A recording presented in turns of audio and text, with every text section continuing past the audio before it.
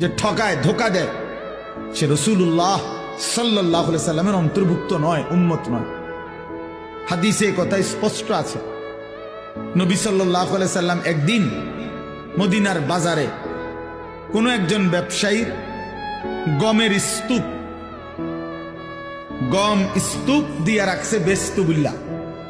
আল্লাহ নবী সাল্লাল্লাহু আলাইহি সাল্লাম সামনে গিয়ে দেখলেন উপরে সবগুলো গম শুকনা। নবীজি সাল্লাল্লাহু আলাইহি সাল্লাম ভিতরে হাত ঢুকাই দিলেন। হাদিস এটা।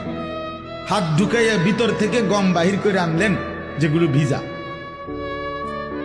তো আল্লাহ নবী সাল্লাল্লাহু আলাইহি সাল্লাম বললেন, এই যে তুমি উপরে সবগুলো শুকনা গম দিয়া ভিজাটাও চালায় দিবা, এটা তো তুমি ধোকা দিলা। গ্রাহককে কি দিলা? ধোকা দিলা। ভিজা আর শুকনার দাম বরাবর না। তো আল্লাহ নবী সাল্লাল্লাহু আলাইহি ওয়াসাল্লাম